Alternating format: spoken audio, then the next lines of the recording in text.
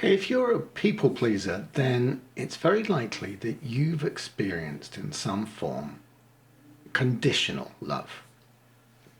And one very common example of this is parentification of the child, where the caregiver, parent, recruits the infant to be their emotional support. So signs of that happening: you might have memories of being told how special you are, how capable you are, how mature you are. And it sounds like praise, doesn't it? And at the time, it probably made you even feel good to hear that from a parent.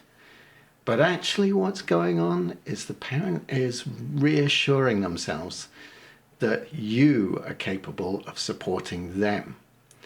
And of course, what you do as the infant put into this role is start to suppress your own needs. And I mean, a lot of this happens unconsciously, of course, but you realize that you can't really bring up your emotional needs because they're immediately trumped by something more dramatic from the parent or caregiver. And so you very quickly learn that's off the table. You can't do that.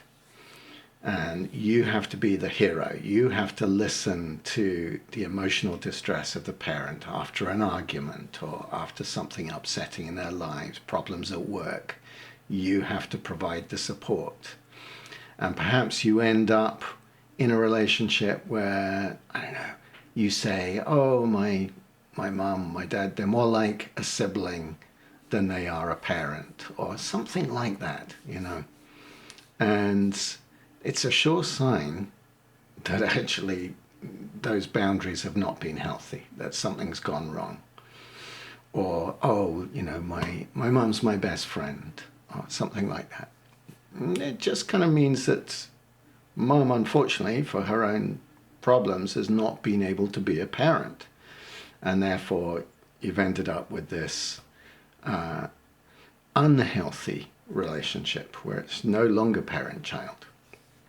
Now, it's not to say within healthy development you might not over time evolve that relationship to a more adult-adult relationship, but often this is a sign that it's not that healthy progression. It's actually short-circuiting what should have happened.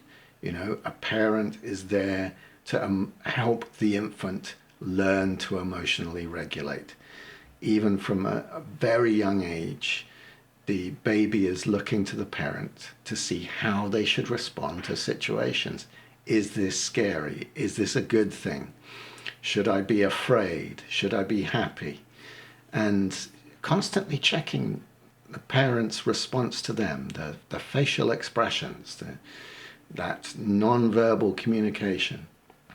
And when instead the caregiver is using the baby to feel better about themselves, that cooing, the holding, the giggles is all about soothing them, not the infant, then that communication has broken down. The infant is not learning to regulate their own emotions. And of course that becomes hardwired into our psyche, and as we grow older, we may have trouble with anxiety and depression and regulating our emotions. We might have trouble trusting other people or overly trust them. Certainly we're going to struggle with what the healthy boundaries should be. And it's good, though, to recognize what has occurred, to look back and see what actually happened there. And it's not about blame. It's never about blame, because that's not helpful. But it is about recognizing what you've been through and therefore what's been hardwired into the way that you operate and relate to the world.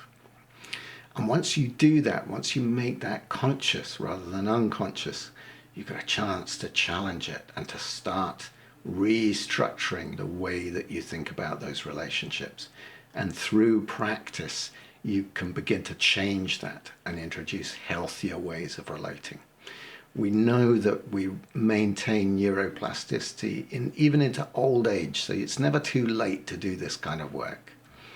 But we need to make it conscious first and see what happened in our childhood. All right, thanks very much.